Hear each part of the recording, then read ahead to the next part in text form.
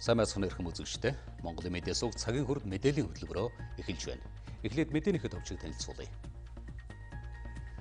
Монгол Улсын ерөнхий сайд хөрөлсөх гэр хорооллын дэд төвүүдийн бүтээн байгуулалтын ажилтай танилцлаа. Жижиг дунд үйлдвэрлэлийг хөгжүүлэх сангийн зээлийн сонгон шалгаруулалтыг шилэн болгоно. Хүнсний хэрэглэн зориулсан махны 70% нь хаягдл болж байна. Энэ тухай хэмнэл сэдвийн хүрээнд сэтгүүлч Сүбаатар сурвалжлалаа. Татварын шинэ хөлтэй холбоотой олон нийтийн дунд эргэлзээ үүсгэж байгаа зарим асуудлыг эдийн засгийн болонд Батбаяр тодруулах болно. Брекситийг хэрэгжүүлэх хугацааг 6 сараар сунгаж ирэх 10 дугаар сарын 31-ний хүртэл хойшлууллаа. Эдгээр болон бусад мэдээ сурвалжлагыг одоо дэлгэрэнгүй танилцуулъя. Монголын багш нар 23 жилийн дараа их хурлаа хийж байна. Ерөнхий сайдын ивэлдэр болж байгаа 7 дугаар их хурлаар багш нарын ачааллыг бууруулж, багш бэлтгэх тогтолцоог сайжруулах, тэдний нийгмийн хамгааллын асуудалд анхаарал хандуулах зэрэгээр олон асуултад нь хариулт өглөө. Энэ хурлын өрөө сайн багшаас сайхан ирээдүй. Диплом таныг багш гэдгийг гэрчлэнэ. Гэхдээ энэ нь сайн багш гэдгийг батлахгүй юм а гэдгийг Монгол Улсын гавьяа тагш Цэцгээ хэлж байна. Багшаасаа төрүүлж хүүхэд 3 настайгаас хүүхэд энэ одоо цахим ертөнцид орч чадж шít. Олон 10 жил өдөр тутам цаг тутам багш өөрөө хөгжиж ижил сайн багш болдог. Ерөн багшийн хөгжлийн гол тулгуур нь бол гадаад хэл дээр их байдаг. Орос болдгсон болол хятад энэ бусд хэлүүдээс аль нэгийн ч гэсэн сурмаар. Залуу багш нар өөрийгөө хөгжүүлж байна. Цаашдаа сурч өсч дэвших хүсэл тэмүүлэл дүүрэн байна. Яг ийм үед нь тэднийг дэмжиж өгөх хэрэгтэйг нэг жишээнээс харж болно. Цахим орчин хөгжөлтөнтэй холбоотойгоор багш өөрөө бас интернет ашиглаж өөрийгөө хөгжүүлэх боломж бол бий. Интернет нь байна уу? Орно. Тэр бол бас сургуульд бол одоохондоо тавигдаагүй байна. Сайн багшаас сайн шав төрнө. Сайн шав нь улс их орно авч явна. Гэтэл өнөөдөр манай улсын ихтэй сургуульд багш бэлтгэх нэгдсэн хөтөлбөр алга. Багш бэлтгэх тогтолцоо байсан хэдхэн жилийн өмнө. Дээд сургуулиар инженер багш нарыг бэлтгэж байсан, техникумаар мастер багш нарыг бэлтгэж байсан, гадаадд инженерийн багш нарыг бэлтгэж байсан. Гэтэл одоо бол тийм тогтолцоо үндсэндээ байхгүй болсон. Цэцэрлэгийн багш нар өдөрт 10-аас 12 цаг 30-аас 50 хүүхэдтэй тогтмол хийт ачаалттай ажилладаг. Хөдөлмөрийн хуулинд заасан 7 хоногийн ажлын 40 цагаас 10-аас 20 цагаар илүү ажиллаж байгааг Монгол Улсын ерөнхийлөгч Баттулга хөндлөө. Тиймээс боловсролын салбарын тулгымцсан асуудлыг шийдвэрлэхэд хамтран ажиллана гэлээ.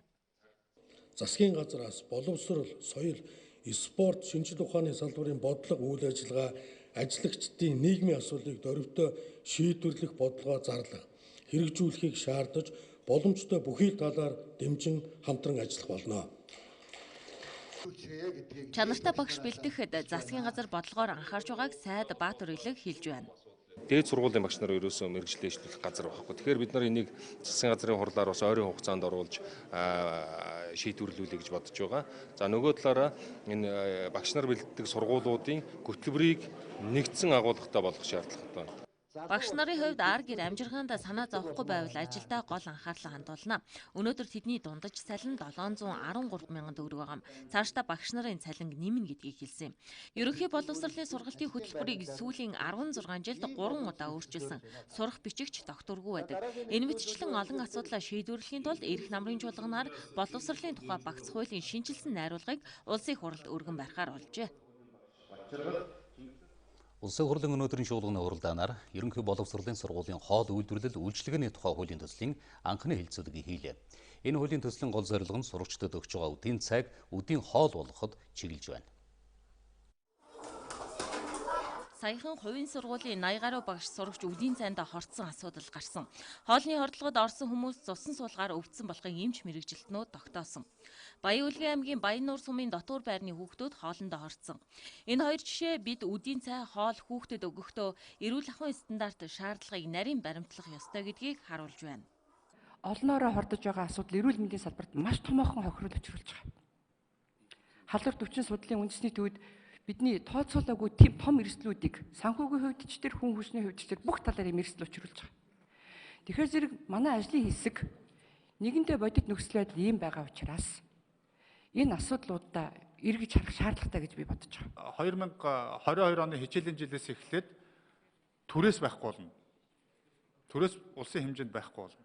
Сургуулийн захирал хоол зүйч хоёр эцсийн хариуцлага хүлээн шүү гэдэг энэ дээр нэгдүгээр заагаад өгсөн байж байна. Дэлхийн банкны судалгаагаар хүүхдийн хоолн зарцуулсан $1 ирээдүйд гарах эмчилгээний зардлыг 16 дахин багасгадаг байна. Үдийн цайны 600 төгрөг бүгд хүүхдэд зарцуулагддаггүй урсгал зардалч үүнд шингэдэг. Хуулийн төслийг санаачлагчид 600 төгрөгийг хүүхдэд хоол болгон өгөхийг зорж байгаамаа.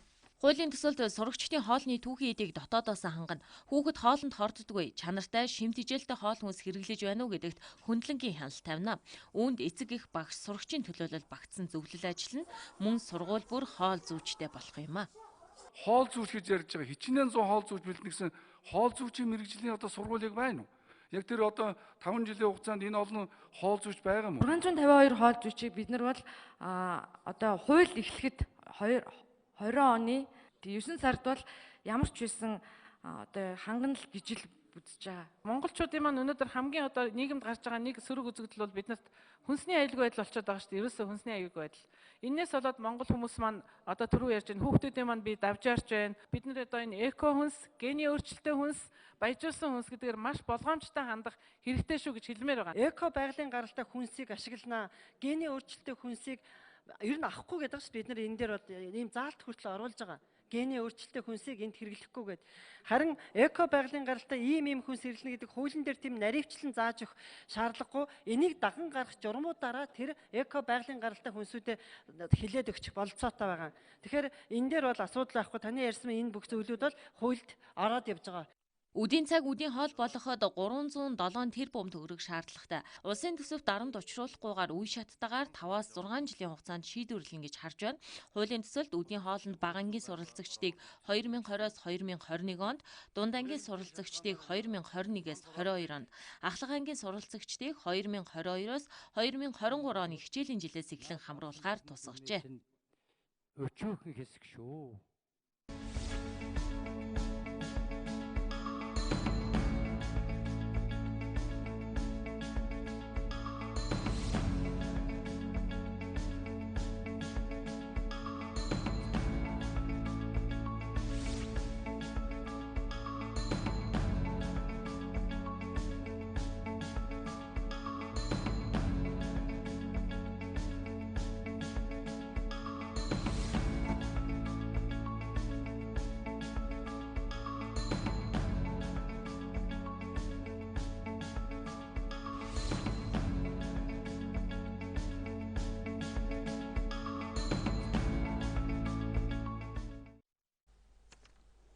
Монгол Улсын ерөнхий сайд хөрөлсөх сонгон хайрхан Баянгол дүүргүүдэд хэрэгжиж байгаа гэр хорооллын дэд төвүүдийн ажилтай танилцлаа. Дэд төвүүдийн хоёр нь энэ онд ашиглалтанд бүрэн орно. Энэ он 7,000 гаруй өрх төвийн дулаанд холбогдох боломжтой юм байна. Сонгон хайрхан дүүргийн 8 дугаар хороонд 13 айл газараа чөлөөж өгснөөр 240 хүүхдийн хүчин чадалтай цэцэрлэг ашиглалтанд орсон байна. Цэцэрлэгийг нийт 2.8 тэрбум төгрөгийн хөрөнгө оруулалтаар барьжээ. Яг ажиллаж байгаа бүлгүүдтэй бол хангалттай авсан байж байгаа тийм. Онцлогийн өрөөтэй ер нь аягүй тоглог, аягүй сайхан цэцэрлэг хүлээж аваад ингээд одоо сайхан цэцэрлэгийн үйл ажиллагаа хэвэн ажиллаад ингээд явж байгаа. Цахимаар нөө охиноо цэцэрлэгт бүртгүүлээд нөө сонгогдоогүй байсан. Тэгээд гэртээ охиноо хараад сууж исэн. 11 сард шинэ цэцэрлэг нэгцээ. Тэгээд ирж бүртгүүлээд охиноо хамрагдуулаарай гэд тэгээд энэ цэцэрлэгт охиноо өгч байгаа. Тэгээд одоо бол өөрөө санаа зовх зүйл үгээр ажиллаа гэдэг гэж. Нийцдийн гэр хорооллыг хөгжүүлэх төслийн хүрээнд Баянгошуу сэлб дэд төвүүдийг барьж ажлын явц 70% байна. Баянгошуу дэд төв нь сургууль цэцэрлэг өрхийн эмнэлгүүдийг төвлөрсөн дулаанд холбоно. Дэд төв ашиглалтанд орсноор нийслэл хотын нийт нүүрсний хэрэглээний 11%-ийг хэрэглээнээс хасах юм а. Ингэснээр агаарын мөхөрдлийг 11% буруулах боломжтой гэсэн тооцоолол хийжээ.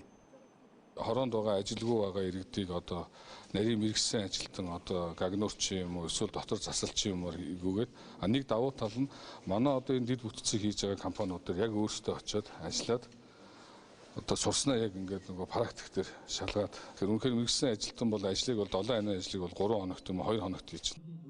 Мөн нэгдсэн мэрэгжил сургалт үйлдвэрлэлийн төвийг байгуулж 5,000 орчим иргэнийг ажлын байраар хангах боломж бүрдсэн байна. Энэ төвд бүх төрлийн бизнес болон төрийн үйлчлэгээ байрлана. Цаашлаад сургалт судалгааны газрууд ч ажиллах нөхцөл бүрдсэн юм. Инженерийн шугамсалжуугийн асуудлыг шийдэх ёстой. Нөгөөс нь дулаан, цэвэр, бохор, цахилгааныг болвол энэ төслийг бол ингээд Азийн хөгжлийн банкны төслөөр хэрэгжиж байгаа.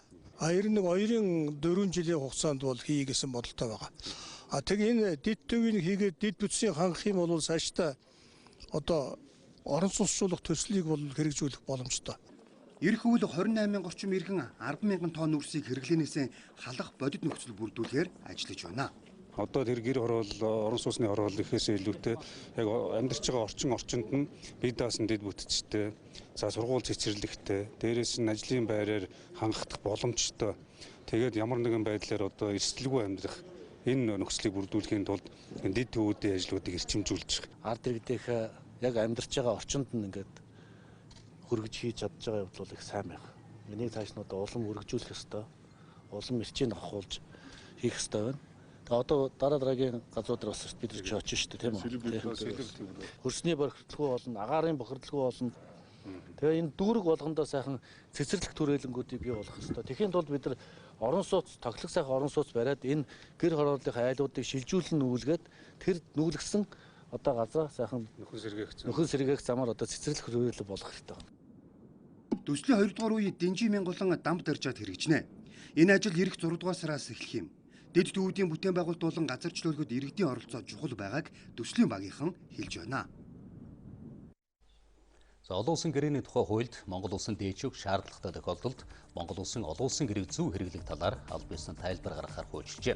Нэр бүхэн иргэд үндэс хуулийн цэцэд хандаж, энэ нь Монгол улсын дээчүүх үндсэн хуулиас бусад хуулийг зөв хэрэглэх талаар аль биесийн тайлбар гаргах талаарх үндэс хуулийн зохицуултад нийцсэн эсхийг хянан шийдвэрлэж өгөхийг хүссэн байна. Энэ мэдээллийн дагуу үлдсэн маргааныг хянан шийдвэрлэх үндсэн хуулийн цэцгийн дунд суудлын хуралдаан энэ сарын 19-ний өдөр болох юм байна.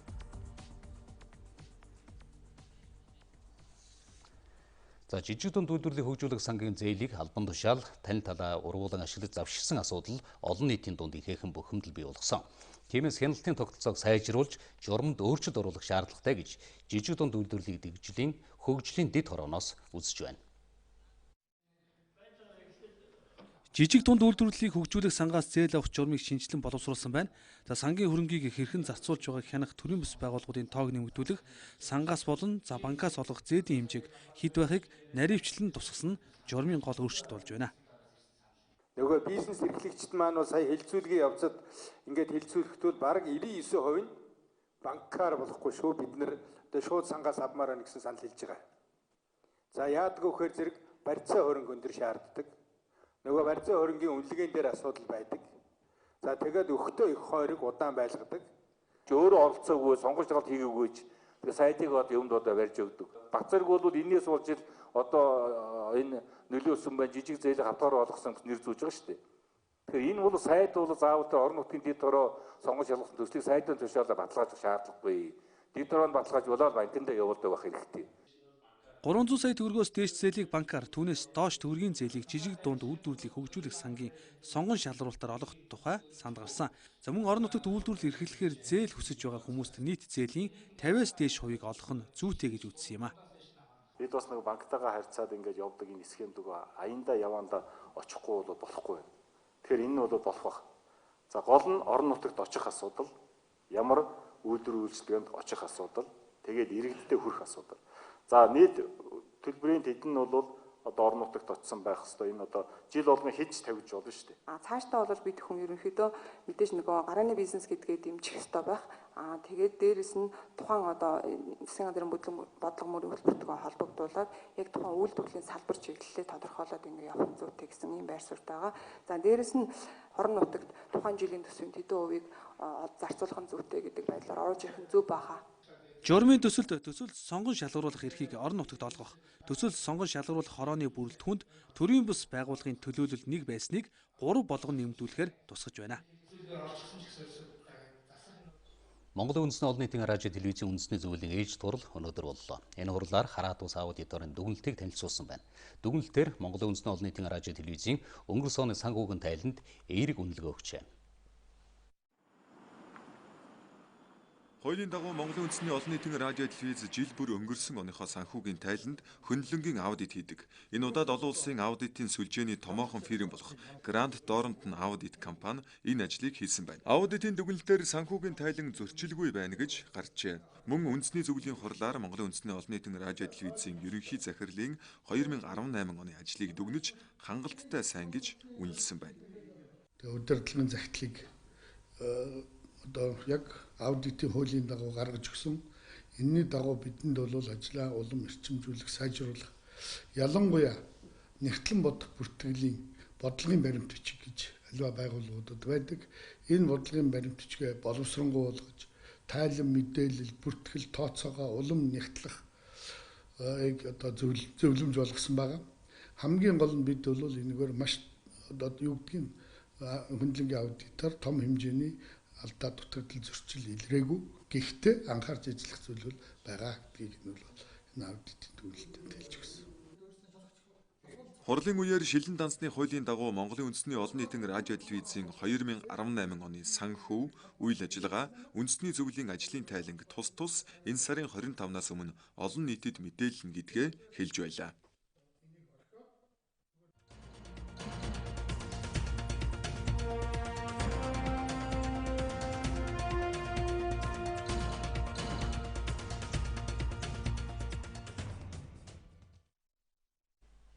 Хэмнэлт бидний амьдрал сэдвийн хүрээнд бид энэ удаад хөдөөжин гаралтай хүнсний бүтээгдэхүүний хэрэглээний тухай хөндөж байна.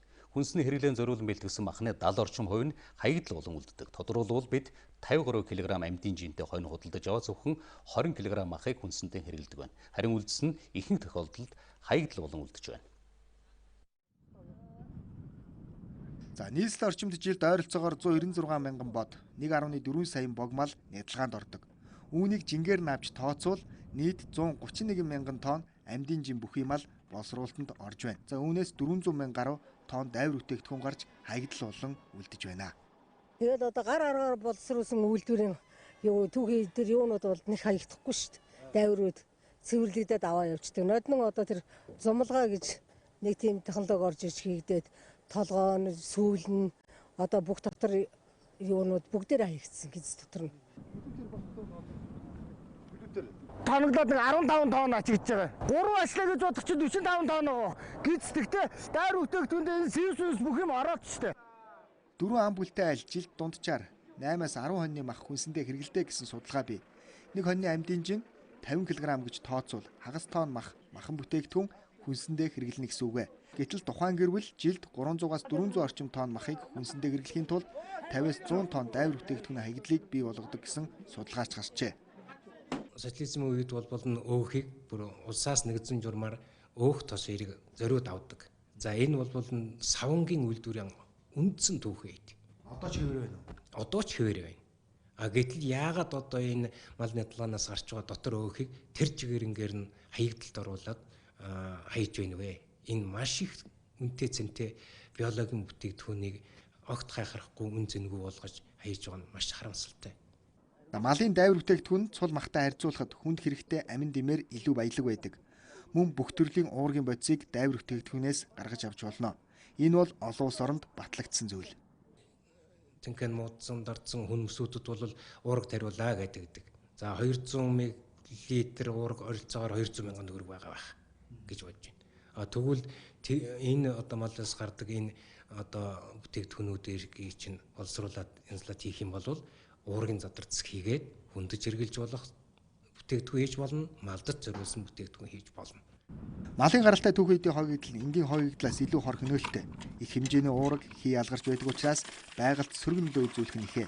Тиймээс бид хүнсээ хэмснээр байгальд хийгээж хамгаалах боломжтой. Үр ашиггүй зардлаа хэмнэхээс гадна хэрэгэлсэн бүтээгдэхүүнээ дахин ашиглах боломж ч мөн бий. Хэсэг залуус нэгдэж байгальд дэлхийг хамгаалах нь өдөртмөн хэмнэлтээс эхэлнэ гэж уриалж байна. Тэд хог хаягдлаар олон төрлийн бүтээгдэхүүн хийж байгаагаа олон нийтэд танилцууллаа. За манай бас 2020 он гэхэд хог хаягдлынхаа 20%-ийг 2030 он гэхэд 30%-ийг дахин боловсруулах зорилт тавьсан. Зорилтыг биелүүлэхэд иргэн бүрийн оролцоо чухал гэдгийг олон нийтэд таниулах зорилгоор энэ өдөрлөгийг зохион байгуулж байна. Хог хаяглаа багасгах уу? За хүн гэртээ яах уу? Ажил дээр яах уу? Өөрөө би яаж хаягдлыг амьдралыг бий болгох гэсэн цаг сургалтыг одоо танилцуулгыг бий болгох гэж байна л да. Хог хаягдлаа дахин боловсруулахын тулд айл бүр 3-аас 4 хогийн савтай байх хэрэгтэй. Хог ангилж хаях нь дахин боловсруулах үйлдвэрийн анхан шатны дамжуулга юм. Ангилсан хувцрын хог хаягдлаар барилгын материал хийсэн байгааг та бүхэн харж байна. Жилдээ 20 мянган тонн хувцар ангилах боломжтой одоо дахин боловсруулах боломжтой хувцар байдаг гэсэн. Манайх бол яг нэг 1000 тонны хүчин чадалтай боломж нь энэ өөрөө байшингийн арматурч өөрөө гулзаа хазаан тий. Энийг ингээ авчиад угсарчхад яг хөдлөхгүй гэсэн үг. За нийслэлчүүд өдөрт 1100 гаруй тонн хог хаягдал үйлдвэрлэдэг гэсэн судалгаа байна. Энэ хог хаягдлын 80 гаруй хувийг дахин боловсруулах боломжтойг судалж тогтоожээ. Дэлхийн эрүүл мэндийн байгууллагаас барилгын материал болох асбест хавтан хэрэглэх нь хор тавдар тусах эрсдлийг бий болгож байна гэж дүгнсэн. Тиймээс ийм төрлийн барилгын материал ашиглахыг олон улсад хориглосон байдаг. Манай улс одоогоос 2 жилийн өмнө асбест хавтан хилээр оруулахаа хориглож барилгын хэрэглэнээс хассан. Гэвч хориглохоос өмнө одоо худалдан авч байшингийнхаа засвар дулаалгад ашигласан иргэдэд өвчин тусах эрсдэл өнөөдөр ч байсаар байна. Улсын хэмжээнд хувийн байшин барилгадаа хичнээн иргэд асбест хавтанг ашигласан талаарх тоо судалгаа байхгүй ч жилд 20,000 гаруй айл өрөх байшиндаа засвар хийх болон шинэ байшин барьдаг гэсэн тоо судалгаа байна. За асбест хавтанг хориглосон 2017 оноос өмнө 10 жилийн хугацаанд 200,000 гаруй айл өрөх барилга байшиндаа засвар хийсэн. За асбест хавтанг эрэлттэй байх үеийг тооцоолж үзвэл за хүний биед хортой барилгын материалыг ашигласан айл өрхүүдийн тоо маш олон байх эрсдэлтэй байна. 0-6-аас 65-аас дээш насны хүмүүс илүү одоо өртдөг юм байна. Тэгээ ер нь бол нэг 6-аас 10 жилийн дотор амьсгалын замын эрхтэн системийн одоо гэмтэх эргээд одоо дахин нөхөн сэргийдэхгүйгээр за бүр хор тавдар болох барилгын материалын стандартаа бас харах бол маш хурдтай юм цаг нь болсон. Тэгэхээр барилгын дулаалганд бол энэ Аз ус гэдэг материалыг хэрэглэдэггүй. Энэ Аз ус бол өөрөө хүний эрүүл мэндийн маш хортой сөрөг нөлөөтэй хор тавдар үүсгдэг гэдэг учраас дэлхийн эрүүл мэндийн байгууллагаас бол Аз ус хэрэглэгийг хориглосон байдаг. Ер нь бол өнөөдөр Монгол улсад бол барилгын дулаалганд бол энэ хөөсөн мастериал хавтан хэрэгжилж байна, эрдэс хүн хавтан хэрэгжилж байна. За бид 100 айлын барилгын материалын дэлгүүрүүдээр очиж асбест хавтанг нууцаар худалдан борлуулж байгаа эсхийг тодруулахад худалдаачид хортой материал ихээр нь оруулж ирэхэ байсан гэдэг тайлбарыг өгч байна. За харин зөвшөөрөгдөх хэмжээнд дулааны станцууд болоод дархан хүмүүс ашигладаг байна. Асбест хавтангтай хүмүүс хэрэглэдэг байсан тий? Уг нь хэрэглэдэг байсан. Одоо ерөөс ирэхгүй байна уу? Барилгад тий? Ялангуяа нэг хувийн байшин байна. Тийм. Хэрэглэждэг тий? Тий, гал төсвөртэй байдаг. Одоо ирэхгүй. Яагаад ирэхгүй? Хүний бие ч хортой гэсэн. Тэгтээ нөгөө байшингийн нөгөө хануудад айлууд хэрэглэдэг үү? Үгүй. Ирэхгүй хориглосон. Жимтэй ахтай гэж. Тийм үү. Энийг тэгээ юунд нь ашиглах юм? Зүгээр галын дормоор. Галын дормоор, галын орцсон байна. Тийм юм. Тийм үү. Шатахгүй. Энэ шатахгүй тий? Станцууд хэрэглэн зүгээр дагцууд хэрэглэн. Бас яг ахуй хэрэглэдэг байхгүй. Өмнө нь одоо Монгол улсын одоо барилгын материалын зах зээлд бол ашиглагдаж байсан хямдхан асбестийн холцтой ийм хавтангуудыг иргэд маш олноор хэрэгжилж байсан талаар төрийн бус байгууллагуудын судалгаа тоо баримт байна. Тухайн үед хавтанг ашиглаж байсан барилгадаа ашигласан тэрхүү иргэд энэхүү хавтангаас солих зайлшгүй шаардлагатай байна. За нийслэлийн хэмжээнд үерийн далан дээр буусан мухар гудамжинд байрласан олон айл өрх бий. Жил ирэхүр ийм хэрэгсэлтэй бүс нутагт зөвшөөрлөгөө болсон айлуудаар нийслэл сар хүрээгээ тэлсээр байна. Тэр хэрээр иргэдийн эрх зөрчигдөх эрсдэл нэмэгдэж байна.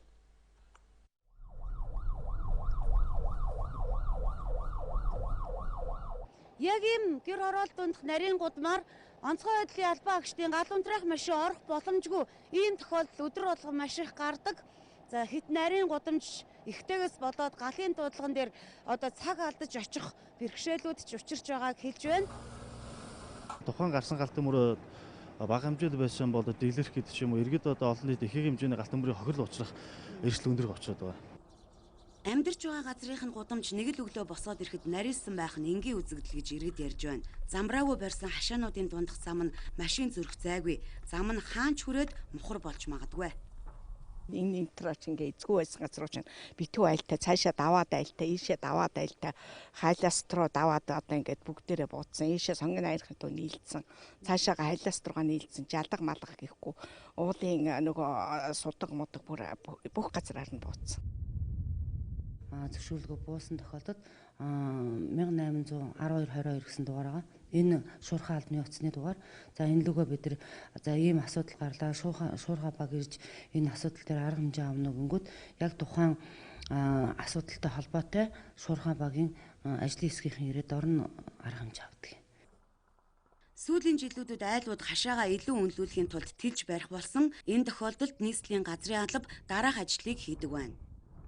Зөрчил арилгаж хашааг нь татуулах, зөвшөөрлгүй барьсан хашаануудын чөлөөлөх арга хэмжээнүүдийг авсан байна.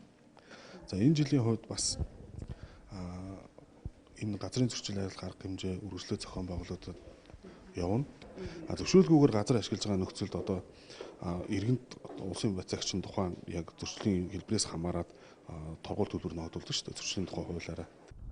Цаашид хөдөө орон нутгаас иргэд нийслэлд орж ирж суурьшлаа гэхэд олгох газар бараг байхгүй. Уулын бэлд суваг даган ирж буусан айлуудыг цахилгаан дулаан усаар хангах боломж ч хязгаарлагдмал байна. Улаанбаатар хотод маань ачааллын даацаа дийлэх болсон юм чинь суурьшлага бүсийн хязгаарыг тогтооод авцсан. Тэрэн доторх бүх одоо газрын асуудлуудыг шийдвэрлэе гэдэг. Эхний ээлжинд бол Улаанбаатар хотын гэр хороолд байгаа бүх газруудыг өмчил дуусгахад бид нэр эрчимтэй ажилласан. Нодлон бол өмчлийн хугацаа дуслаа гэдэгтээ уялдуулаад бид нэлийн ажлаа эрчимжүүлж ажиллаад 89% хүргэсэн. Тэгэхээр одоо бол гэр хорооллын бидний суурьшлийн бүс дотор бол 11% өмчилж аваагүй гэсэн үг. Энийг бид нар шийдчих юм бол Улаанбаатар хот дотор ахиж газар өмчлийн асуудал ярихдаггүй болох юм. Сонгуул болохоос өмнө нэр дэвшигчид гэр хорооллын дахин төлөвлөлт шин суурьшлийн бүсийг шийдэх тухай амлалт өгдөгөө. Энэ бол зөвхөн сонгуулийн өмнөх жилүүдэд амлалт өгөх гэж ярьдаг ажил биш, бодлогоор нэгдсэн журмаар шийдэх шаардлагатай асуудал болоод байгааг нөхцөл байдал харуулж байна.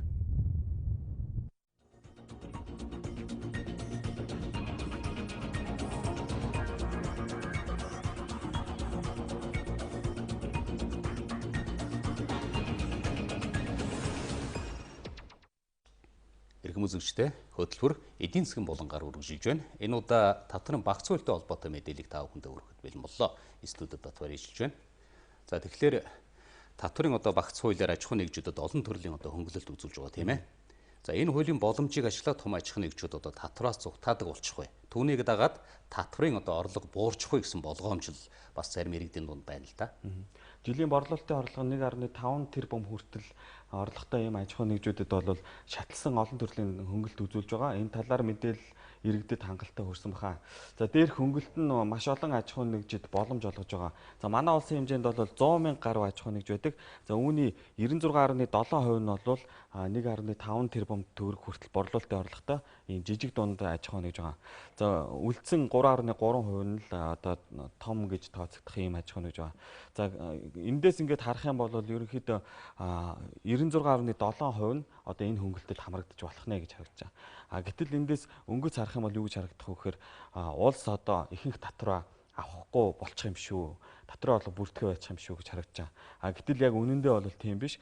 Аж ахуй нэгжийн орлогын албан татвар бол Монгол улсад нийтдээ 1.3 их найт төгрөг төвлөрч байгаа. За үүний 95% нь одоо түрүүнд хэлсэн том аж ахуй нэгжүүд, өөрөөр хэлбэл нийт аж ахуй нэгжүүдийн 3.3% нь л бүрдүүлж байгаа. За үлдсэн 5% нь л одоо нийт аж ахуй нэгжүүдийн ихэнх хувь нь буюу 96.7% нь 96,700 гаруй ийм аж ахуй нэгжүүд бүрдүүлж байна гэсэн юм харагдаж байгаа. За тэгэхээр ихэнх аж ахуй нэгжүүдийн төлж байгаа татвар нь нийт татварын хувьд бол эзлэх хэмжээ нь бага байгаа бол одоо энэ ихэнх аж ахуй нэгжүүдийнхаа татварыг бууруулчих юм бол бас одоо төсөв сангийн бодлоготой нэх нөлөө үзүүлэхгүй юм шүү гэсэн ийм дүгнэлтийг хийж болж байгаа. За тэгэхээр нэг талаар ийм, нөгөө талаар бол одоо аж ахуй нэгжүүдэд татварын бодлогоор тэмцснээр урт хугацаанд тэр аж ахуй нэгжүүдийнх нь үйлдвэрлэл, үйл ажиллагаа нь өргөжж ингээд татварын бааз суурь нь бас нэмэгдэх ийм эерэг хүлээлт бас харагдаад байгаа. Тэгэхээр өмнө нь томоохон аж ахуй нэгжүүд бол 3 тэрбумаас дээш орлоготой бол 25% татвар төлдөг байсан тийм ээ. За шинэ хуулиар бол энэ босхийг 6 тэрбум болгож нэмэгдүүлсэн байгаа. Тэгэхээр над нэг хэрэгэлзээ байгаа. За жишээ нь 10 тэрбумын төгрөгтэй орлоготой компани байлаа гэж бодъё те. Тэгэхээр хажуудаа нэг жижигхэн компани байгуулад тэгээд орлогоо татвараа бол багаар төлөөд байвал яах вэ? За яг ийм хуулийн цорхоо үүсгүү гэсэн ийм болгоомжлыг бас хууль санаачлагч нар бодолцож үзээд ийм хуулийн хаалт хийж өгсөн байна. За энэ нь юу вэ гэхээр одоо хамаарал бүхий гэр бүлийн эсвэл нэг хүний эзэмшлийн ийм компаниудын орлого борлуулалтыг бол нэг дүнгээр тооцож авч үзнэ. За ингэснээр бол таны түрүүн хэлсэн эрсдлийг бол хааж өгөх юмаа гэсэн тайлбарыг бол хэлж байгаа. Тухайн жилд харилцан амралттай талууд хооронд хийсэн ажил үйлгээний одоо нийлбэр орлогоор ингэж тооцно гэсэн үг. Тэгэхээр одоо би 10 тэрбум төгрөгтэй байж байгаад одоо 7 компани байгуулад тэгээ хоорондоо нэг ажил үйлгээ хийдэг.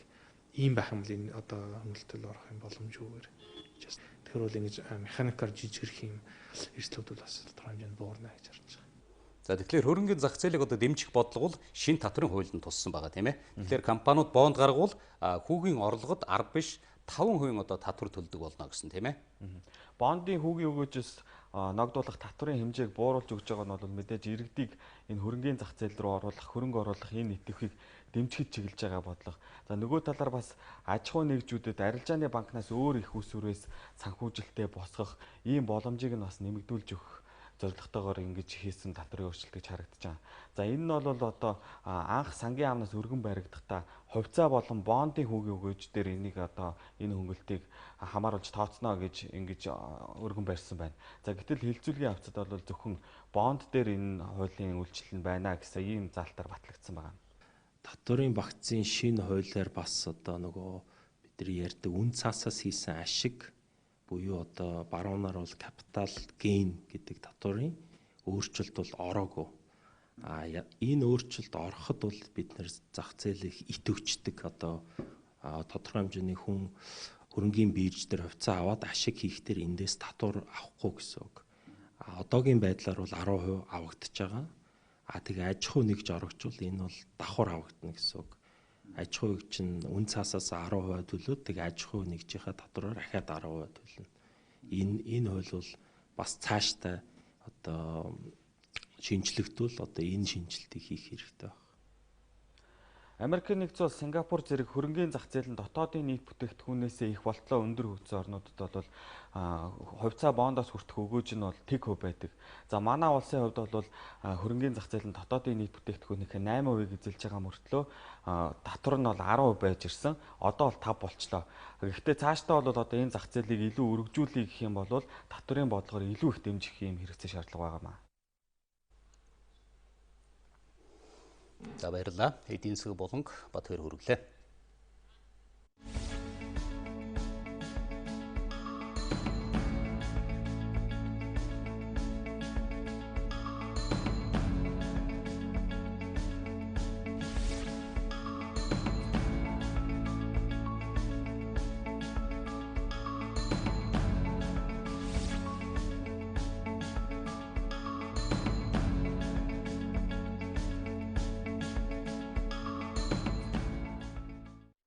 Монгол улсад мэдээллийн технологийн салбарыг хөгжүүлэхэд цаг агаарын хувьд хамгийн тохиромжтой гэж мэргэжилтнүүд үздэг. Өнөөдөр гадаад харилцааны сайд Цогтбаатар мэдээлэл холбооны Mobicom корпорацийн дата төвийн үйл ажиллагаатай танилцлаа. Дата төвийн тоног хөрөмж сэрүүн нөхцөлд аюулгүй ажиллах ёстой. Манай улсын цаг агаар үүнд хамгийн их тохиромжтой байдаг учраас дэлхийн томоохон компаниуд манай төвтэй хамтран ажиллах сонирхолтой байдаг байна. Тухайлбал Япон улс халуун орн учраас дата төв байрлахад эрсдэлтэй тооцогддог. Яг түүн шиг цаг агаарын нөхцөл таарахгүй улс орны томоохон компаниуд өөрсдөө мэдээллээ аюулгүй төвд байрлуулах сонирхолтой байдаг байна. Манай Монгол өөрөө сэрүүн бүсийн орн болохоор одоо эднэрийн саяхан ярьж байгаагаар миний ойлгосноор бол эрчим хүчний одоо хэрэглээ бол нэг 20-30% хэмнэгдэж байна. Энэ чинь ингээд тогтмол хэрэглээнд бол маш их том хэмнэл гараад ирж байгаа байхгүй юу? Тэгэхээр тэр одоо хэмнэл чинь өөрөө хөрөнгө оруулагчдын сонирхлыг зөвөр л наазахын хөрөнгө оруулагчдыг татгууч нөхцөл байна. Дата төв нь мэдээллийн аюулгүй байдлыг хангахад хамгийн том үүрэг гүйцэтгэж байна. Mobicom корпорацийн энэ дата төв өнгөрсөн 10 дугаар сард ажилтнанд орсон. Мэдээллийн технологийн хамгийн сүүлийн тоногт хөрөмж суурилуулсан байна. Тус төв Mobicom корпорацийн 1,600,000 хэрэглэгчийн мэдээллийг найдвартай хамгаалахад чухал үүрэг гүйцэтгэж байгаа юм байна. Бид зах зээлийн хэрэглээнд тулгуурлан дата мэдээллийн төвөө байгуулсан. Хэрэглэгчид биднээс өөрсдийн мэдээллийг найдвартай хадгалахыг шаарддаг. Мөн хэрэглэгчдээс гадна төрийн байгууллага, аж ахуй нэгжүүдийн мэдээллийг маш сайн хадгалах хэрэгцээ үүсэж байгаамаа. Дата төвөө дэлхийн ямар ч хэрэглэгчдэд үйлчилгээгээ үзүүлэх боломжтой учраас олон улсад гарах боломжтой байдаг. Олон улсад гарахын тулд бид олон улсын дата төв, томоохон компанийг авч ирэх ёстой. Тэд ямар нөхцөлд манай дата төвийг сонгож ирэх вэ гэхээр манай төв олон улсын стандартыг дагаж мөрдсөн цагт л ирэх юм. Бид үүний төлөө хичээж ажиллаж байна. Манай улсын болон сүлжээгээр дамжин өнгөрч байгаа мэдээллийн аюулгүй байдлыг бид хангах ёстой. Цаашид энэ чиглэлээр хууль эргэсэн орчинг олон улсын түвшинд хүргэх шаардлагатай байгаа юм байна. Сонгон хайрхан дүүргийн 15 дугаар орооны хүүхдүүд тоглоомынхын талбайд номын санд тавллаа. Сургуулийнхаа номын санд хаяа ордог байсан тэдний хувьд чөлөө цагаараа хамтдаа олуулаа ном унших боломжтой боллоо. Хайжуудаад намын сантаа боллоо шүү. Энэ намын сан гэрэл суудгүй зорж очиж суудгүй. Одоо яг гэрэл хайжуудаад намын сантаа боллоо. Одоо гэрэл хайжууд намын сантаа болчих. Найзтайгаар нам уншиж. Иргэдийн хурлаас бид бодлого гаргасан. За ер нь бол бид одоо иргэдийн амьдралыг хөгжүүлэх юм гэхээр зэрэг эрүүл байх хэрэгтэй. За эрүүл мэнд нэг хоёр дахь болохоор боловсрал юм аа. Боловсралыг бид нар дэмжиж чанартай боловсрал олгосноор хүний амьдралыг өөрчилнө. Тэгэхээр энэ хоёроо бид эхний иргэн дүүрэг иргэдийн хурлаас тавьж авсан. Тэгээ боловсролын их үндэс бол номтой нөхөр, ном унших. Тэгээд дүүргээс энэ номын сантай цэцэрлэг төрөлгийн юм төслийг санаачлаад хоёр дахь жилдээ болж байгаа. Сонгон архин дүүрэг хамгийн олон хүн амтай гэрн сургууль цэцэрлэг хангалтгүй. Мөн хүүхдүүд чөлөө цагаа өнгөрөх газар баг байдаг. Тиймээс тус дүүргийн 8, 15 дугаар хороонд номын сан барьж ашиглалтанд оруулаад байна. Засгийн газараас сүүнд урамшуул өгөх шийдвэр гарсан. Гэхдээ энэ урамшуулыг ямар байдлаар олгох нь одоогоор тодорхой болоогүй байна. Нийслэл орчимд 3500 гаруй аж ахуйн жиргэд фермер эрхэлж байна. 1980-ад оны үед одоогийн сонгон архин дүүргийн 21-р хороо юу барьцааны сангийн аж ахуйд хар тарлан үнэний сүүний фер байсныг бид сайн мэднэ. Энэ аж ахуйн суурь бүрч устж алга болоогүй байна. Төрөөс жаахан дэмжлэг үзүүлчихвэл нийслэлийн хүн амыг бүгдийг нь биш юмаа гэхэд сургууль цэцэрлэгийн хүүхдүүдийн сүүний хэрэглээг хангах боломж байгааг фермер эрхлэгчид хэлж байлаа.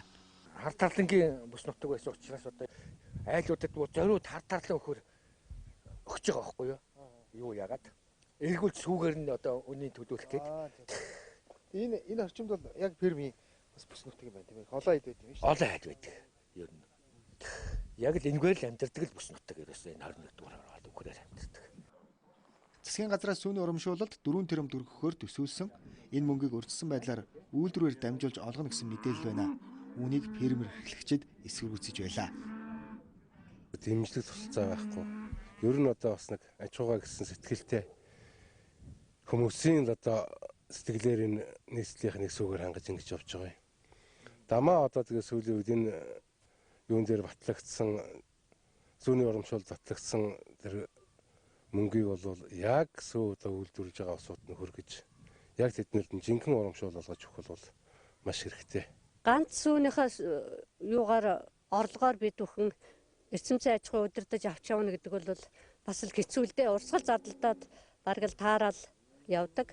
Олгож байгаа сүүний урамшуулыг бидэнд одоо 100% бид малчид бидний гар дээр олгож өгөөсэй л гэж хүсмээр байна. Нэг хүн жилд 150 гаруй литр сүү хэрэглэх шаардлагатай гэсэн тооцооллыг эрүүл мэндийн байгууллагаас гаргажээ. Харин манай улсын нэг иргэн жилд 54 литр сүү хэрэглэдэг гэсэн судалгаа гарсан. Түүнээс гадна монголчууд бид жилийн 2-оос 3 улиралд хадгалсан хүнс хэрэглэж байна. За сүүний фермерийн аж ахуйг дэмжснээр бид жилийн турш шинэ сэргийг сүүн бүтээгдэхүүн хэрэглэх боломж байгаа юм а. Энэ тухай мэдээллийг бид цувралаар хүргэх болно. Нийслэлийн эрүүл мэндийн байгууллагууд автослоор алга үрсэн алдсаар байх өдөрлөгт нэгдлээ. Өнөөдөр эрүүл мэндийн салбарын бүх эмч эмнэлгийн мэрэгжилтнүүд 12:30-аас 13 цагийн хооронд байгууллагын гадна талбай ойролцоох автозамын дагуу гарч зогссон юм а. Тэд осол гэмтлээ сэргийлэх уриалга анхааруулах тэмдэг өгөхөд лозон барьж зам тавирын ослоос урдчин сэргийлэхийг олон нийтэд уриаллаа. Энэ өдөрлөгийг осол гэмтлээ сэргийлэх тогтвортой хөгжил 2030 салбар дундын үндэсний чуулганыг өгтөн зохион байгуулж байгаа юм байна.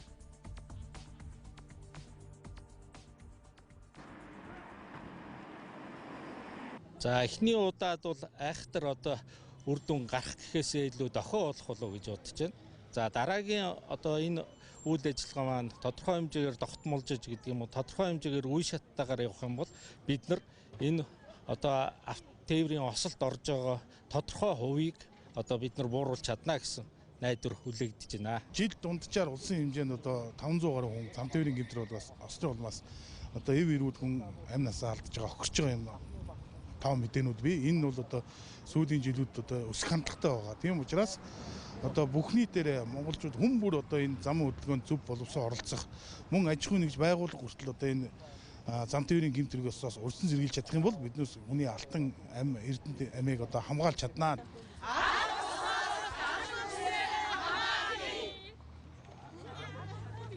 Орос улбан улсын ЭКГ 12К экскаваторыг Монгол улсад анхудаа өгсөрч Эрдэнэ үйлдвэрийн ил уурхайд ашиглалтад орууллаа. Энэхүү экскаваторыг ил уурхайн ажилчид өөрсдийн нөөц боломжоор ашиглан хугацаанаас нь 1 сарын өмнө амжилтаа өгсөрч дуусжээ. Эрдэнэ төлөвлөрийн жил 31 сая 500 мянган тонн хөдөр боловсруулах том зорилт өмнөө тавьжээ. Энэхүү зорилтыг хэрэгжүүлэхээр техник шинжилгээний бодлогын хүрээнд шинэ маркийн экскаваторыг өнөөдөр ашиглалтанд хүлээж авчээ. 12 м куб шанагны багтаамжтай энэхүү экскаваторыг ашиглалтанд оруулснаар ил уурхайн үйлдвэрлэлийн үйл ажиллагаа нэмэгдэж, одоо ажиллаж байгаа экскаваторуудаас бүтээмжийн хувьд 20% дээгүүр, за цахилгаан зарцуулалтын хувьд 30% бага байх юм байна. Энэ жил 419 орчим тэрбум төгрөгийн хөрөнгө оруулалт хийнэ. Тэгээ энийгээ бид эхний ээлжинд зайлшгүй солих шаардлагатай. Техник тоног төхөөрөмжөө шинжлэх, технологийн боловсронгуй болох ажлыг хийн. Тэгэлэр бол үндсэндээ одоо энэ жил өнгөрсөн 2 жилд хийснээс илүү хөрөнгө оруулалтыг энэ ажлыг хийхээр төлөвлөж байна. Үйлдвэрлэлийн бүтээмжээ нэмэгдүүлэх зайлшгүй шаардлага байгааг бүгд мэдж байгаа. Хөдөлгөх металлын агуулга маань буурч байгаа энэ үед бид нар боловсруулалтаа нэмж гаргаж байгаа бүтээгдэхүүнийхээ хэвийн хэмжээг хадгалах, орлогоо хэвийн хэмжээнд олох, эдийн засгийн үзүүлэлтүүдэд хангаж байхын тулд энэ шинжилгээ ажлуудыг зайлшгүй хийж байх юм шаардлагатай. Шин загварын экскаватор дээр ил уурхайн 8 машинист ээлжээр ажиллах юм байна.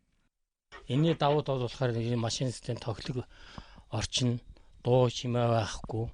Тэгээ цахилгааны одоо 30% хямдалтай гэж ярьж байна. Тэгээ ерөнхийдөө одоо бүх эдэнгүүд нь компьютераар гарна. Гадна дотоо орчныг бүгдийг камераар хардаг. За энэхүү экскаваторын угсралт тохируулгын ажил дуусаж ашиглалтанд оруулснаар Эрдэнэ төлөвлөрийн хөдөр олборлолт нэмэгдэж 31 сая 500 мянган тонн хөдөр олборлох боломжтой болох юм байна.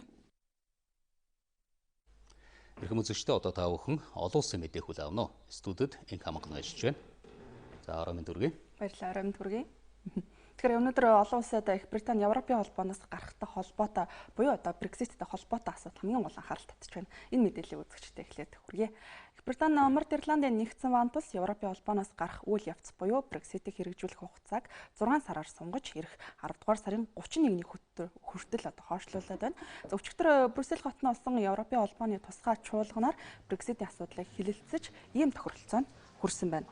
За энэ тохиролцооноос өмнө Европын холбооноос тавьсан нөхцлөөр бол энэ сарын 12-нд буюу баасан гарагт Британи Европын холбооноос гэрээгүйгээр гарах ёстой болоод байсан. За Британийн засгийн газар Брекситийг хэрэгжүүлэх хугацааг 3 сараар сунгах хүсэлт тавьсан. За харин Европын холбоо одоо ерөнхий сайд Мэй хүсэлтийг дахин 3 сараар сунгах шийдвэрийг гаргасан юм а. Энэ шийдвэр бол Британи Европын холбооноос гэрээгүйгээр гарахаас сэргийлэх зорилготой. Гэхдээ Британийн парламент гэрээний төслийг сойрхон батлах, эсвэл татгалзсан тохиолдолд сунгасан хугацааг шууд цуцлана. Энэ хугацаанд Британийн парламент Брекситийг хөгжүүлэх хэсгээ дахин нэг бодох, хамгийн зөв шийдэл олоход хангалттай хугацаа гэж үзэж байна. Бид эх 6 сарын дотор Брекситийн гэрээг хилцэн батлах болно. Эх 3-7 хоногийн дотор Британийн парламент Брекситийн гэрээг хилцэн батлах хэсэг асуудлыг хэлцэж шийдэлд хүрэх болно. Мөн бид эх 6 сарын хугацаанд Европын холбооны гишүүний эрх үүргээ үргэлжлүүлэн биелүүлэх болно. Ийхүү Брекситийг хэрэгжүүлэх товыг хойшлуулж байгаа учраас Британи эх 5 дугаар сарын 23-нд болох Европын холбооны парламентын сонгуульд оролцох ёстой болж байна. За одоо гишүүн хിവэрэ үлдэж байгаа учраас Европарламентын сонгуульд хуулийн дагуу хүлээсэн үүрэг хариуцлага биелүүлэх бэлтгэлийг засгийн газар хангаж байна гэж мэдгдлээ. Ажиглагчид Британи сонгуулиас өмнө гэрээг баталж чадвал аль болох хурдан Европын холбооноос гарах сонирхолтой байна гэж харж байна. Шинзландын парламент галт зэвсгийн тухай хууль нэмэлт өөрчлөлт оруулах хуулийн төслийг хэлэлцэн батллаа. За энэ төслийг парламентын нийт гишүүдийн 119-нд дэмжиж нэг гишүүн эсрэг санал өгсөн байна. Хуулийн нэмэлт өөрчлөлт өнөөдрөөс эхлэн хүчин төгөлдөр үйлчилж эхэлж байна. 5 орчим сая хүн амтай Шинзланд улсын 30 гаруй хувь нь буюу 1.5 сая хүн хувьдаа галт зэвсэг эзэмшдэг юм байна. Өнгөрсөн сард Шинзландын Крайстчерч хотод 2 сүмд зэвсгэлсэн этгээд халтаж 50 гаруй хүний амь насыг хохируулсан. За мөн тооны хүнийг шархтуулсан халтлага гарсан. Тус улсын ерөнхий сайд Жасинда Ардер нь улсынхаа орчин үеийн түүхэнд гарч байгаагүй том халдлага гарсантай холбогдуулаад галт зэвсгийн хуулиа чангатгаж байгаа нь. Энэ юм. Шинэ Зеландын галт зэвсгийн одоогийн хуулиар бол 16 нас хүрсэн иргэн цэргийн зориулалттай хагас автомат зэвсэг эзэмших эрхтэй. За зэвсэг эзэмшигч бүх иргэн тусгай зөвшөөрөлтөй байх ёстой боловч дан зэвсгийг заавал бүртгүүлэх албагүй. Хагас автомат зэвсгийг заавал бүртгүүлэх ёстой боловч хуулийн цорхоогоор энэхүү зэвсгийг өөрийн шаардлагад нийцүүлэхийн тулд бага түвшинд нэмэлт хэрэгслүүдийг ашиглаж болдог юм хуультай юм байна.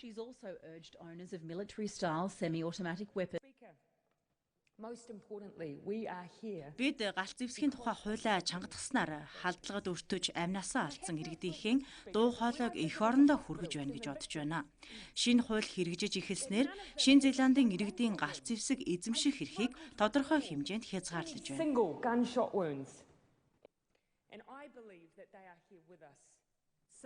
Тодорхойлбол тус улсад галт зэвсэг эзэмшигчид холбогдох байгууллага зэвсгээ хүлээлгэн өгч нөхөн олохоор авах юм байна. Ингэснээр тухайн эзэмшигчдэд санхүүгийн ямар нэг хүндрэл гарахгүй гэдгийг засгийн газар мөн мэдэгдэж байна.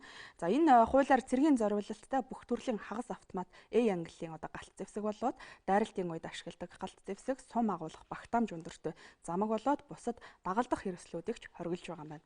Мөн зэвсэг эзэмших эрх олгохдоо тухайн эзэмшигчдэд холбогдох олон талын үзүүлэлтүүдийг шалгадаг нарийн системтэй болохоор Шинэ Зеландын засгийн газар төлөвлөж байна. Халдлага гарахаас өмнө тус улсын засгийн газар галт зэвсгийн хуулиа чангатгах асуудлуудыг хэлэлцэж байсан боловч тус улсын ан хийх соёл уламжлалтай холбоотойгоос энэ асуудал нь хууль тогтоох байгууллагын дэмжлэгийг авч чаддаггүй гэжээ. The amnesty in place now will last for at least 6 months. Умарцлансан ардын дээд хурлын 14 дахь удаагийн сонгуулийн анх дугаар чуулга өнөөдөр нээлттэй хийж байна. Тус байгууллага жилд нэг удаа нийслэл Пеньян хотноо хуралдаж тухайн жилийн улсын төсөв болоод хуулийн төслүүдийг хэлэлцэн баталдаг юм байна. Чуулганаар хэлэлцэж баталсан асуудлуудыг хэрэгжүүлэх эрх мэдэл нь ардын дээд хурлын тэргүүлэгчдэд төвлөрдөг юм байна. Өнгөрсөн 3 дугаар сарын 10-ны өдөр тус улсын ардын дээд хурлын депутатуудын ээлжид сонгуул болсон. За энэ сонгуульд нийт сонгогчдын 99.99% нь санал өгч ардын хурлын 687 төлөөлөгчийг сонгосон юм. Умарцлангийн ард түмэн 5 жилд нэг удаа парламентын сонгуул зохион байгуулж ардын дээд хурлын төлөөлөгчдөө сонгодог. За энэ удаагийн сонгуул бол тус улсад зохион байгуулагдсан 14 дахь удаагийн ээлжид сонгуульд тооцогдож байна. За мөн тус улсын удирдагч Ким Жон Ун 2011 оны 12 дугаар сард төрийн эрхийг авсан цагаас хойших парламентын 2 дахь сонгуульд тооцогдож байгаа юм байна. За гэхдээ энэ удаагийн парламентын сонгуулийн нэг онцлог бол хурал сонгогдсон депутатуудын жагсаалд тус улсын удирдагч Ким Жон Ун багтаагүй гэдэг нь бас олон улсад хамгийн гол анхаарал татаж байна.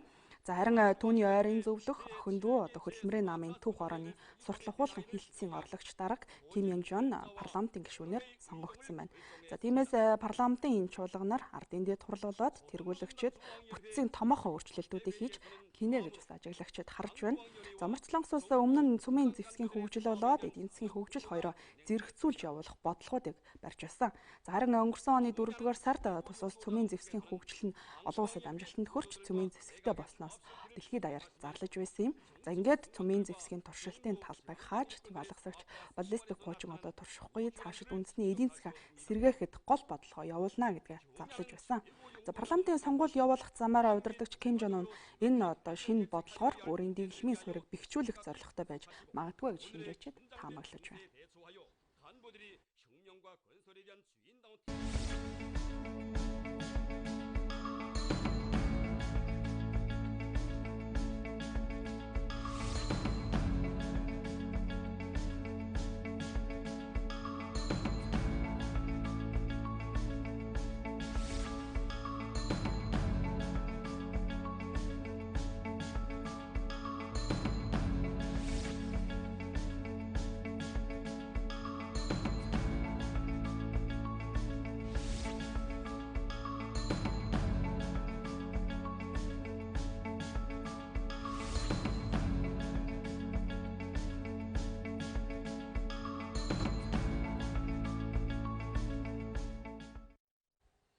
Зөвдөгчтэй бид өнөөдөр олон улсын хүрээнд хамгийн гол анхаарал татсан мэдээллүүдээс танилцууллаа.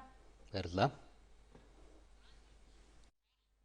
Олон улсын мэдээг студиэс эн хамгаалан өргөлээ. Өргөжлүүлэн та бүхэн спортын мэдээ хүлээн авна уу? Студид баяр сайхан ажиллаж байна. Орой минь дүргээ.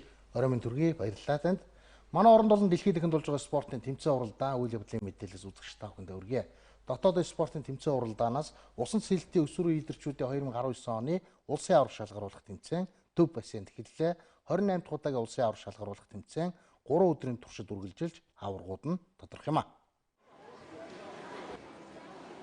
МСС группийн нэрмжит болон зохион байгуулагдаж байгаа өсвөр үе залуучуудын улсын аврах шалгаруулах тэмцээнд 19 байгууллага клубын 240 гаруй тамирчин оролцож байна. Тэмцээн 9-өөс 11, 12-оос 14, 15-аас 17 гэсэн 3 насны ангиллаар болж байна. Усан сэлтийн спортын 4 төрлөөр явагдаж байгаа энэ тэмцээний эхний өдөр 49 зайд медаль эзэд тодорлоо. Энэ өдрийн онцлог тамирчин Хангарт спорт клубын тамирчин Бэлгүүдэ байлаа. Бэлгүүдэ тэмцээний эхний өдөр 4 төрөлд аваргын алтан медаль хүртэхдээ 3 зайд нь спортын дид мастер цолны цагийн болцлыг биелүүлжээ. Усын спортоор хичээлээд 7 жил болж байна. Багш Алтан Туяа. Өнөөдөр 7 төрөлд орох байгаа. Сая 6 төрлийн уралдсан. Одоо нэг төрөл үлдсэн. Ерөнхийдөө бүгдээрээ нийлүүл 17 төрөл байгаа. Маргааш 7 төрөл, нөгөөдөр 3 төрөл уралдах байгаа. Октоос энэ өдөр тэргүүлэх амжилт үзүүлсэн тамирчин Виста клубын Анунго байсан юм. 9-өөс 11 насны ангилалд уралдсан Анунго энэ өдөр 7 зайд уралдаж 7 медаль хүртжээ. Энэ жилийн усын аварганд 17 төрөлд оролцсон. Өнөөдөр 7 төрлийн явсан.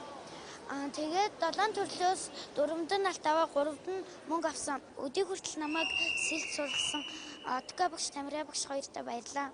Өсвөрийн тамирчид энэ өдөр нийт 4 зай төрөлд өсвөрийн улсын дэд амжилтыг шинжилэн тогтоолоо. Хангарт спорт клубын тамирчин Цэнт Сүрэн энэ өдөр октын 9-өөс 11 насны ангилалд араар далах сэлтийн 100 метрийн зайд улсын дэд амжилтыг шинжилсэн байна. Би усын спортоор хичээлээд 6 жил болж байгаа.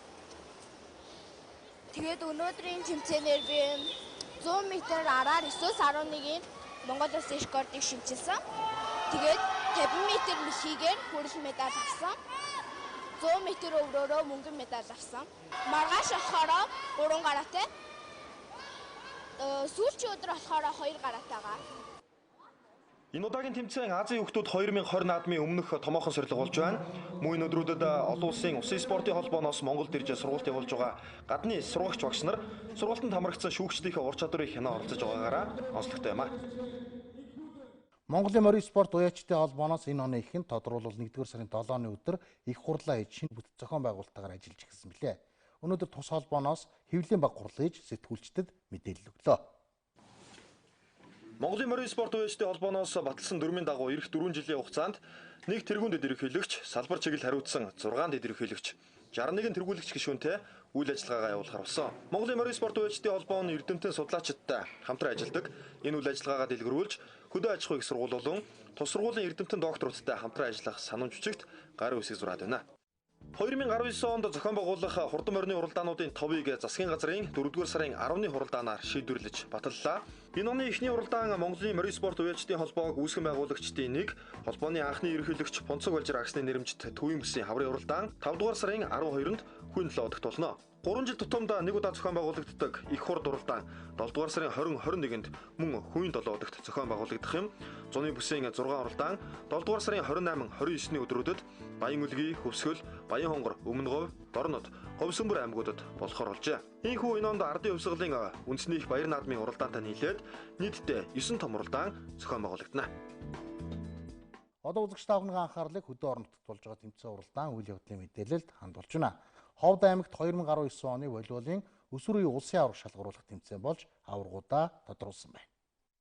Ховд аймгийн засаг даргын ивэлдэр Ховд аймагт зохиогдсон Монгол улсын шгшээгийн тамирчин олон улсын хэмжээний мастер Кнэс хааны нэрэмжит Ховд 2019 волейболын өсвөр үеийнхний улсын аварга шалгаруулах шгшээ тэмцээн 7 өдрийн турш үргэлжилж өндөрлөлөө. Тэмцээнд 5 бүсээ шалгарсан шилдэг 31 багийн 400 орчим тамирчид ур чадвар сорилоо. Өсвөрийн улсын аварга шалгаруулах тэмцээнд хүүгүүдээс нийслэлийн Баянгол дүүргийн баг төрүүлж, Уурхачин баг 2 дугаар байр, Боволтой аймгийн хүүгүүдийн баг 3 дугаар байр эзэлжээ. Октоос Ховд аймгийн баг улсын аварга шалгаруулах тэмцээнд аваргалж, Хинтээ аймгийн баг Дэд байр, Илчи спортын хорооны баг 3 дугаар байранд шалгарсан байна. Ховд аймгийн октын шгшээгийн хувьд волейболын өсвөр үеийн улсын аваргын тэмцээнээс 32 жилийн дараа дахин аваргын алтан медаль хүртлээ. 1987 оноос хойш 32 жилийн дараа волейболын өсвөр үеийн улсын аваргын тэмцээнд дахин төрүүлсэн Ховд аймгийн октын шгшээгийн ахлах дасгалжуулагчаар олон улсын хэмжээний мастер Баяр болд багийн туслах дасгалжуулагчаар дасгалжуулагч Номин Хатан туулнаар ажиллажээ. Ховд аймгийн волейболын спортын түүхэнд багтам сайхан амжилт үзүүлсэн Октын шгшээ овгийнхаа дасгалжуулагчид тамирчдын амжилтыг өндөрөөр үнэлж тэмцээний хаалтын ёслолын үеэр мөнгөн шагналаар шагнаж урамшууллаа. Тухайлбал эдний амжилтыг Ховд аймгийн волейболын холбооноос 10 сая, Мөст цэвэрлэх болог компани хамт олон 5 сая төгрөг, Ховд аймаг дахь төрийн аудитын газрын хамт олон 1 сая төгрөг, Mongolian компани хамт олон спортын иж бүрэн хувцас сэргэлэл хийлгэх эрхийн бичгээр мэлаажээ. Үзэгч таавны анхаарлыг гадаадын спортын ертөнцид өрнөж байгаа тэмцээн уралдаан үйл явдлын мэдээлэлд хандуулж байна. Европын хөлбөмбөгийн клубүүдийн хамгийн нэр хүндтэй тэмцээн аваргуудын лигийн тэмцээний нөлөөлийн шүүгийн 8 эхний тоглолтууд боллоо. Италийн Serie A-гийн алдарт Juventus клуб энэ удаа Нидерландын Ajax багтаа тоглосон байна. Тоглолт 1-1 харьцаатайгаар өндөрлөжээ. Монголын мэдээ телевиз даваагаас баасан гарагт өдөр бүр 11-ээс 14 цагийн хооронд мэдээллийн шууд хөтөлбөрөөр хүргэж байна. Монголын мэдээг DD-шийн 7, Sky Media-гийн 11, Univision-ийн 13, Сансарын 3, MNBC кабелийн 41 дэх сувгаас хүлээн авч үзээрэй. Монголын мэдээ телевизийн тойм тайлбар хөтөлбөр 2017 оны 3 дугаар сарын 25-наас нэвтрэж эхэлсэн. Хөтөлбөрөө даваагаас баасан гарагт 18 цагаас үзэгч танд шууд хүрч байна. Тухайн өдөр эх оронд болоод олон улсад өрнөсөн үйл явдлуудаас олонний анхаарлыг татсан онцлог 3-5 үйл явдлын эргэн тойронд тоймчид мэдээллийг бэлтгэн хүргэж байна. Үйл явдал хэрхэн өрнөв? Үүнтэй холбоотойгоор өмнө нь юу болж өнгөрсөн? Ирээдүйд хэрхэн өрнөх хандлагатай байна вэ гэдгийг тоймчид олон талаас нь анализ хийж үзэгчдэд дүгнэлт хийх боломжийг олгосон бүтэн 1 цагийн хөтөлбөрийг өдөр бүр алгасахгүй хүргэсээр байна. Монголын үндэсний олон нийтийн телевиз 50 жилийн түүхтэй Монгол улсын болон олон улсын хагас 100 жилийн түүхийн дуу дүрсний үнэт тарихыг бидэнд байна.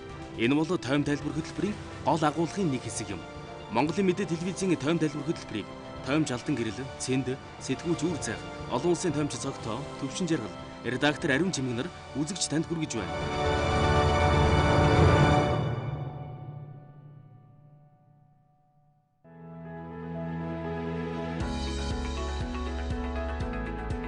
Монголын мэдээ телевизийн орон нутгийн мэдээ хөтөлбөр Монгол орны 21 аймагаас өөрийн тусгай сурвалжлагч нарынхаа газар дээрээс нь бэлтгэсэн мэдээллийг бодиттой шуурхаагаар үзэгч та бүхэнд хүргэх болно. Архангай аймаг дахь сэтгүүлч Анх Манлай, Монголын мэдээд сурвалжлагч Саран Чимэг, Монголын мэдээ сувгийн сурвалжлагч Наран Цэцэг, 2017 оны Монгол улсын Шилдэг аймаг Өмнөг аймагаас Дархуул аймаг дахь сурвалжлагч үйл явдлын мэдээлэлээр бэлтгэх хүргэдэг спортын мэдээгээ хүргэлээ. Баярлалаа. Одоо та бүхэн цагаагаараа мэдээ хүлээн авна уу?